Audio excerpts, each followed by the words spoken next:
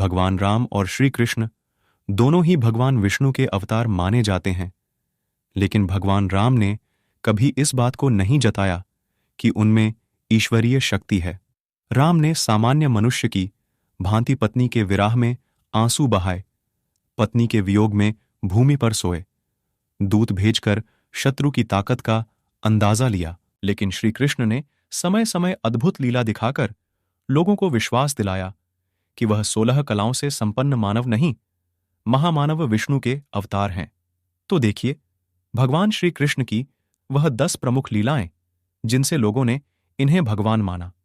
श्री कृष्ण ने कंस के कारावास में जन्म लिया और इनका जन्म होते ही कारावास के दरवाजे खुल गए और सैनिक गहरी नींद में सो गए। साथ ही आकाशवाणी भी हुई कि बच्चे को नंदगांव में नंदराय जी के घर पहुंचा दो और नंदराय की नवजात कन्या को लेकर आ जाओ। यह श्री कृष्ण के महामानव होने का पहला संकेत था। कंस को जब कृष्ण जन्म की सूचना मिली तो पूतना नाम की राक्षसी को कृष्ण को मारने के लिए भेजा। पूतना ने कृष्ण को चुरा लिया और अपने वक्ष पर जहर लगाकर उन्हें अपना दूध पिलाने लगी। श्री कृष्ण ने पूतना के वक्षस्थल से उसके प्राण ही खींच लिए और विशालकाय राक्षसी खुद मृत्यु को प्राप्त हो गई। जिन्होंने श्री कृष्ण की इस लीला को देखा वह हैरान था, क्योंकि पूतना ने नंदगांव के सभी नवजात बच्चों को मार डाला था, लेकिन नन्हे कृष्ण ने पूतना को ही यमपुरी पहुंचा दिया। उसी समय से लोगों ने कहना शुरू कर दिया, कृष्ण सामान्य मनुष्य नहीं, कोई महामानव है। कालिया नाग को कंस ने यमुना में भेज दिया। इसके जहर से यमुना का जल काला पड़ गया। इस जल को पीने से पशु पक्षी और लोग मरने लगे। नंदगांव के लोग सोचने लगे कि अब गांव छोड़कर कहीं और बसना पड़ेगा, लेकिन श्री कृष्ण को ऐसा होना मंजूर नहीं था। एक दिन खेल खेल में श्री कृष्ण यमुना नदी में कूद पड़े और पहुंच गए कालिया नाग के सामने। कालिया का वध कृष्ण करने ही वाले थे कि नाग कन्याएं प्राण की रक्षा की प्रार्थना करने लगीं।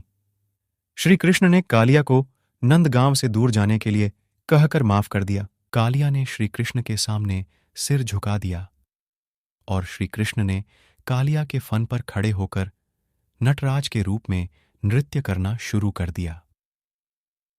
नंदगांव के लोगों ने जब इस दृश्य को देखा तो हैरान रह गए और उन्हें विश्वास होने लगा कि श्री कृष्ण महामानव हैं। इंद्र द्वारा मूसलाधार बरसात किए जाने पर नंदगांव के पशुओं और लोगों की रक्षा के लिए श्री कृष्ण ने गोवर्धन पर्वत को अपनी छोटी उंगली पर उठा लिया और कई दिनों तक सब कुछ सामान्य चलता रहा।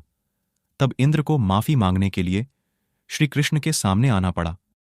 जब लोगों ने श्री कृष्ण की यह लीला देखी तो उन्हें पूरा यकीन हो गया कि श्री कृष्ण मनुष्य रूप में भगवान हैं, और श्री कृष्ण के कहने पर गोवर्धन पर्वत की पूजा शुरू कर दी और तभी से हर साल गोवर्धन पर्वत की पूजा की परंपरा चली आ रही है। कंस के पहलवानों को पराजित करके कंस का वध करना किसी सामान्य व्यक्ति के वश की बात नहीं थी। जैसे ही श्री कृष्ण ने कंस का वध किया, चारों दिशों से श्री कृष्ण के जयकारे गूंज उठे। श्री कृष्ण के गुरु संदीपिणी के पुत्र की वर्षों पहले सागर में डूब जाने के कारण मृत्यु हो चुकी थी। गुरु दक्षिणा देने के समय श्री कृष्ण ने गुरु के मन की बात जान ली और उनके पुत्र को वापस जीवित करके उन्हें लौटा दिया। जब गुरु ने अपने पुत्र को जीवित देखा तो उन्हें यकीन हो गया कि श्री कृष्ण मनुष्य देह धारण किए हुए वास्तव में परमात्मा हैं, क्योंकि मरे हुए व्यक्ति को जीवित करना किसी मनुष्य या सामान्य देवता के वश की बात नहीं है। चीरहरण के समय द्रौपदी ने श्री कृष्ण का ध्यान किया था और द्रौपदी की साड़ी इतनी लंबी होती चली गई कि दुशासन थक कर बैठ गया। इस तरह श्री कृष्ण ने द्रौपदी की लाज बचाई। द्रौपदी और श्री कृष्ण की इस लीला से कौरवों की पूरी सभा ने श्री कृष्ण को भगवान रूप में जाना। पांडवों के दूत बनकर जब श्री कृष्ण दुर्योधन के पास पहुंचे तो दुर्योधन ने श्री कृष्ण को बंदी बनाने का आदेश दिया। इस समय श्री कृष्ण ने अपना दिव्य रूप धारण करके पूरी सभा को हैरान कर दिया। इस समय भीष्म और विदुर ने श्री कृष्ण को विष्णु रूप में देखा। महाभारत युद्ध के दौरान हर दिन मूंगफली खाकर युद्ध में मरने वालों की संख्या की भविष्यवाणी करना यह भी बताता है कि श्री कृष्ण मानव नहीं, महामानव हैं। श्री कृष्ण की सबसे भव्य लीला थी उनका विराट रूप धारण करके अर्जुन को जीवन और मृत्यु के रहस्य का बोध करना। श्री कृष्ण का विराट रूप साक्षात उनके परब्रह्म परमेश्वर होने का सबूत देता है, और इसके बाद कोई शक नहीं रह जाता कि श्री कृष्ण मानव देह में श्री विष्णु के अवतार हैं। मित्रों, उम्मीद करता हूँ यह वीडियो आपको पसंद आई हो, तो इसे ज्यादा से ज्यादा लाइक करें और अपने दोस्तों के साथ शेयर करें। अगर चैनल पर नए हैं तो चैनल को सब्सक्राइब करें। मिलते हैं नेक्स्ट वीडियो में। कमेंट में राधे राधे लिखना ना भूले।